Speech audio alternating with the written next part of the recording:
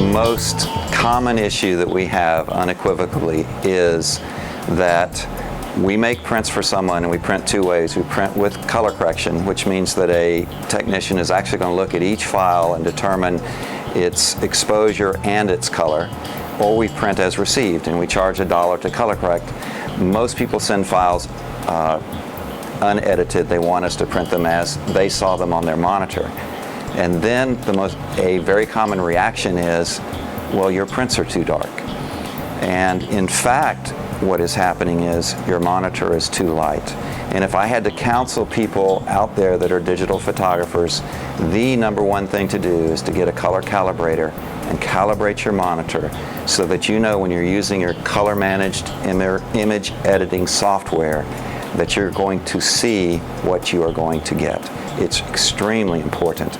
We used to counsel everyone in my old days, everybody had to have a light meter. In my opinion now, what everybody needs to have, unequivocally beyond the camera and the lens, you need a color calibrator for your monitor. And then once you've got that, we actually have a target that we provide and a print that we provide, and it can help you kind of see that you're in the ballpark. But color calibration on your monitor is absolutely number one, absolutely.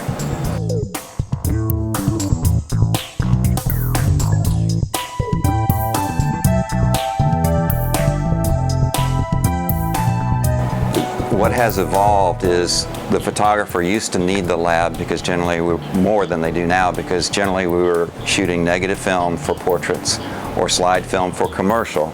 Slide film, you could see what you were going to get, but the lab still had to process it. Negatives, you never knew what you were going to get. The lab had to do its magic for you to get a print. Today it's all on the screen on the computer. The commercial photographer delivers the file to the client. The wedding and portrait photographer delivers many times the file to the client. So the world has changed. The biggest influence of that change unequivocally has been Facebook. So we as a lab and we as photographers have to offer a product that goes beyond sharing on Facebook. And what we've seen, the great growth opportunities are products that are either on the wall or products that are on the table. And we have great canvas wraps that are a phenomenal product, and for a reseller it has a good opportunity for a resale margin. And we also have really amazing and unique lay flat flush mount panoramic photo books that we have and have brought to the market that I think also give that same opportunity for the photographer to sell to the end user, and also for the advanced end user to use themselves. Was digging through my basement and found some prints that we used to make, and I also found images that we made digitally kind of in the first go around of print digital files by scanning film to a printer. Today you get very realistic looking photographic prints and incredibly realistic looking color to all sizes.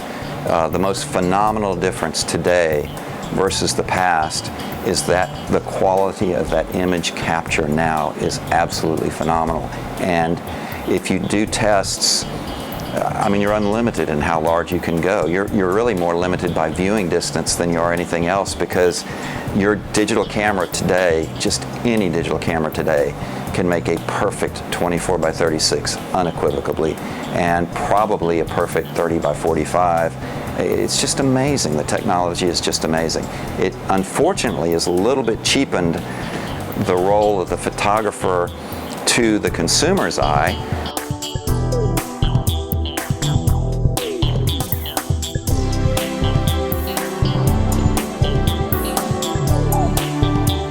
You still need to know what you're doing. And the secondary biggest issue I have on the question that was asked earlier about image quality is most people really don't understand how a camera meters. And we do see people shooting pictures that are mostly high key and not understanding why they're dark.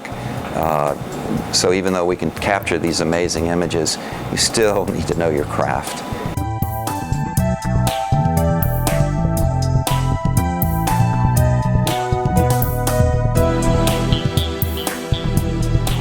Well, I think the best example that I've seen from a really good portrait photographer is he has a 4x6, 11x14 up to a 30x45, and he has the 4x6 and the 11x14 on a fireplace mantle in his studio. And you know, people think an 11x14 is big, but then when you bring in the 24x36 or the 30x40, there's no comparison. They're not big at all. And the other suggestion that I have always is, I don't know why, but I think in threes. And I always want to have a value product, a middle product, and a high price point product. If the customer is somebody that always buys the value product, they're going to buy it. That's all there is to it. So you got to have whether it's the 16x20, 16x24, whatever's the small size wall product. Then there's a customer that wants real high quality, but also wants to go back to his significant or her significant other and say, well, guy, I didn't buy the most expensive one, I got the lesser expensive one.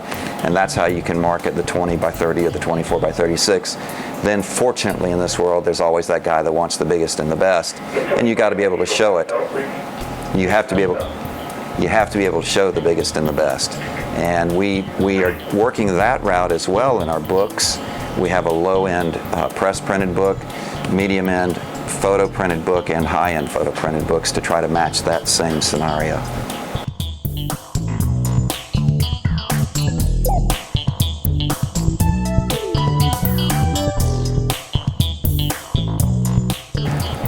Initially, almost every conversation starts with a phone call.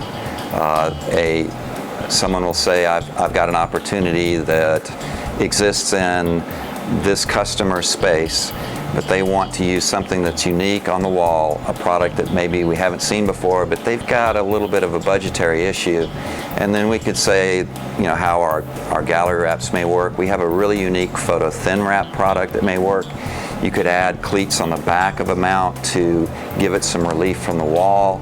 You know, it's all in a give and take and opportunity. And I love that creative process, absolutely love it. PPRpix is a unique boutique photo lab, unequivocally. The counter people rent and sell photographic equipment, so we really understand the image capture. And in the lab we have, oh gosh, oh wow, we probably have 60 or 70 years worth of lab experience back here in making prints. So we understand that from image capture to print, you can use our software online. We use the same software in the store. In the store, we have an ISO monitor hooked up to a PC with Photoshop and Lightroom. You can see your images in the best way possible. So you can bring images in the store, look at them, edit them. We always want to be helpful. The store is open 8:30 to 5:30 Monday through Friday, and we have new Saturday hours.